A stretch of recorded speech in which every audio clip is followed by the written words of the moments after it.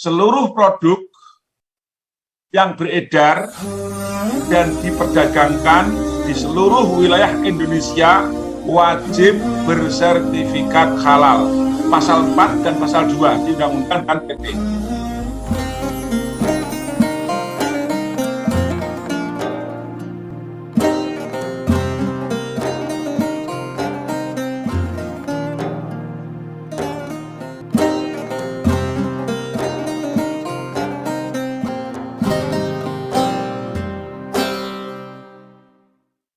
Dan saya akan jelaskan 4 hal. Yang pertama, mengapa yang diwajibkan itu sertifikasi halal, bukan sertifikasi haram, dan kenapa bukan keharusan makan halal, seperti yang difirmankan oleh Allah. Jadi nomor 1 ini bermakna ganda. Di dalam Al-Quran, Allah perintahnya, kulu mimma fil ardi halalan thayyibah. Makanlah apa saja yang ada di muka bumi, makan yang halal dan thayyib. Lalu, di dalam Undang-Undang nomor 33 dan PP 39 tahun 2021, yang diwajibkan bukan wajib makan halal. Dalam PP dan undang-undang ini, yang diwajibkan adalah wajib sertifikasi halal. Bunyinya, seluruh produk yang beredar dan diperdagangkan di seluruh wilayah Indonesia wajib bersertifikat halal. Pasal 4 dan pasal 2 di Undang-Undang dan PP. Lalu, dalam beberapa pertemuan, dalam beberapa diskusi, ada juga yang mengatakan, kenapa yang disertifikasi yang halal, bukan yang haram, karena makanan yang haram jumlahnya lebih sedikit, sehingga lebih efisien, lebih mudah untuk mensertifikasinya. Nah, terkait dengan firman Allah yang wajib makan halal, lalu undang-undangnya wajibnya sertifikasi halal, maka saya akan menjelaskan dari sisi hukum dan sisi norma ini sebagai berikut. Yang pertama, alasan mengapa sertifikasi halal, bukan sertifikasi yang haram. Alasan secara saintifik, saya akan mengatakan bahwa saat ini hampir susah ditemukan produk makanan dan minuman khususnya yang halal akibat canggihnya teknologi pangan. Lebih simpel saya akan katakan bahwa mencampur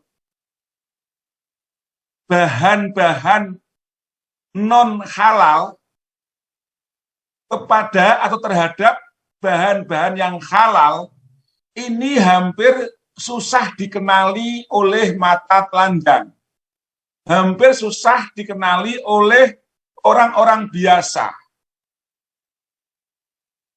Dengan begitu, peredaran makanan minuman khususnya yang sudah tidak lagi ditanggung halalnya ini sangat banyak.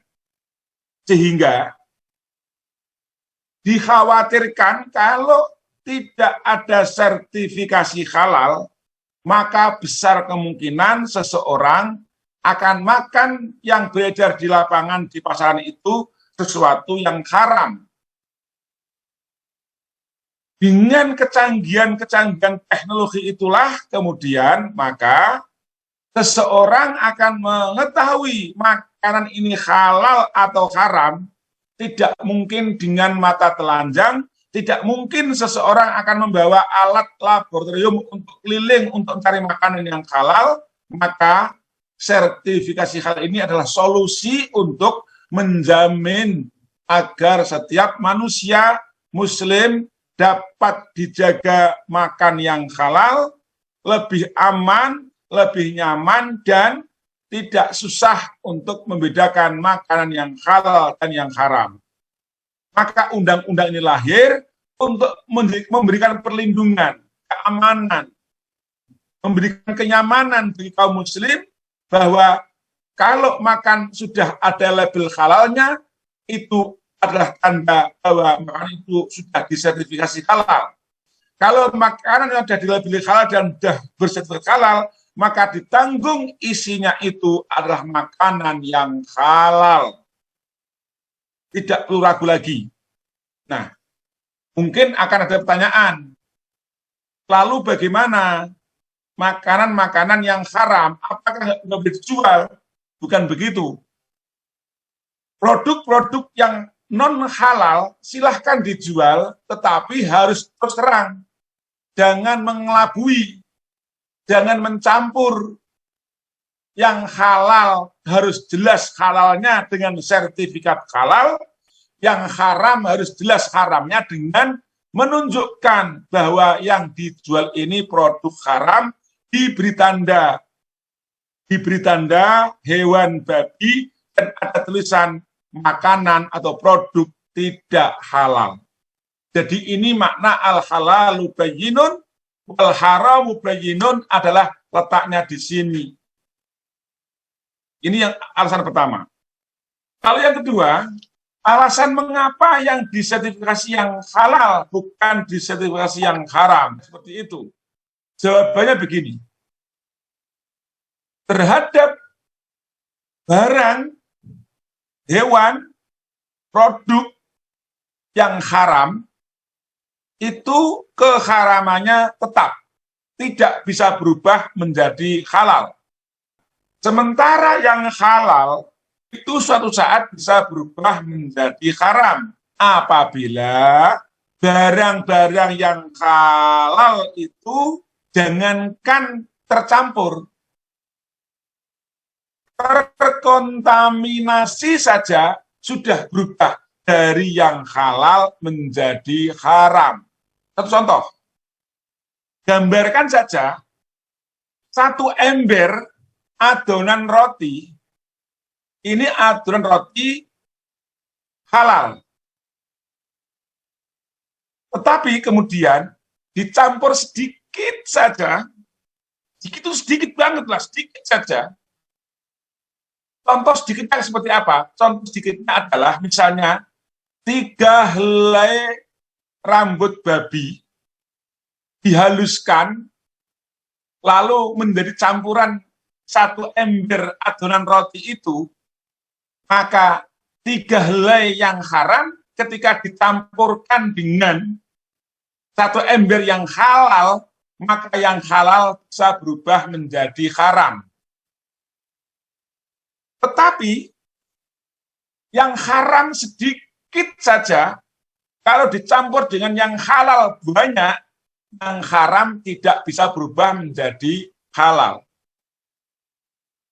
Itulah mengapa yang disertifikasi itu yang halal, karena sertifikasi ini tidak dimaksudkan untuk mengubah dari yang haram menjadi halal, tetapi sertifikasi halal ini dimaksudkan untuk memastikan yang halal itu pasti halalnya, tidak tercampur, bahkan tidak terkontaminasi dari hal-hal yang diharamkan, tidak tercampur, terkontaminasi dari barang yang najis, yang menjijikkan, sehingga yang halal dijamin halalnya. Yang haram tetap haramnya, tetapi yang halal bisa berubah menjadi haram kalau dicampur. Urusan pertama selesai ya, tentang definisi halal sudah selesai. Sekarang urusan kedua. Untuk mendapatkan sertifikat halal itu, undang-undangnya, PP-nya mengharuskan bahwa untuk keluar sertifikat halal itu melalui 2 jalur. Ada jalur yang namanya jalur sederhana yang disebut sebagai jalur self-declare. Pernyataan pelaku usaha bahwa usahaku ini halal. Ini jalur yang pertama, jalur yang sederhana. Apa saja yang masuk ini? Yang masuk jalur sederhana adalah produk-produk yang sudah dijamin bahan bakunya ini halal, bahan-bahan yang dimasak ini sudah jelas kehalalannya. Artinya produknya produk sederhana yang sudah diketahui kehalalannya, maka ini melalui jalur namanya jalur self-declare. Nah, yang kedua adalah jalur yang namanya jalur reguler. Jalur reguler itu jalur yang rumit, jalur yang tidak sederhana. Bahan-bahannya perlu pemeriksaan yang serius, perlu uji laboratorium. Itu namanya jalur yang kedua, jalur reguler. Untuk terbitnya sertifikat halal, undang-undang dan PP-nya ini mengharuskan minimal ada 4 aktor. 4 aktor. Yang pertama adalah pelaku usaha plus penyelia halal. Yang kedua, aktor kedua adalah kalau self-declare, aktornya adalah pendamping PPH dan lembaga pendamping PPH.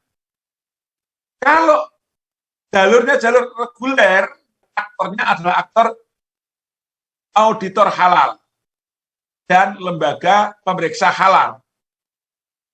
Lalu aktor ketiga adalah MUI, yaitu aktornya menetapkan fatwa halal.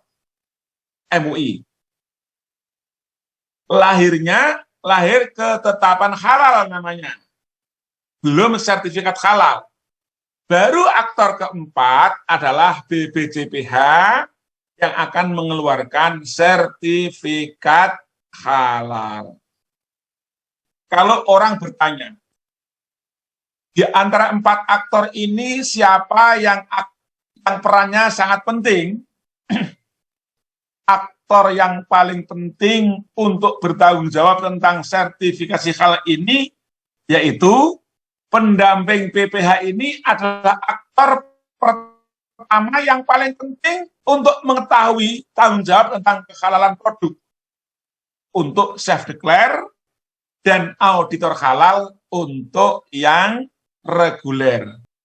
Bedanya kalau auditor halal itu untuk usaha menengah besar yang lewatnya jalur reguler atau mikro kecil yang menggunakan jalurnya reguler, maka dia melalui auditor halal.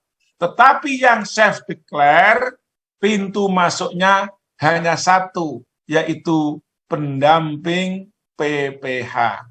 Karena tugasnya untuk menyaksikan bahwa deklarasi atau ikrar halal yang disampaikan oleh pelaku usaha itu betul-betul telah memenuhi ketentuan, sudah betul-betul memenuhi syarat yang bisa dipertanggungjawabkan kehalalannya.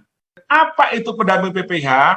Pendamping PPH adalah orang atau seseorang yang bertanggung jawab atas kehalalan produk, dan ini dilihat dari sisi pemerintah atau dari sisi regulasi.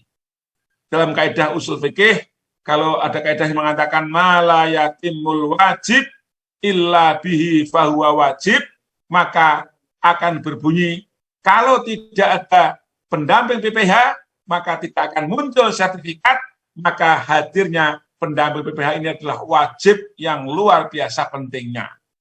Pendamping PPH ini adalah profesi baru atas lahirnya undang-undang dan PP tentang jaminan produk halal. Jangan lupa tekan tombol like and subscribe agar agar Anda tetap terhubung dengan Halal Channel.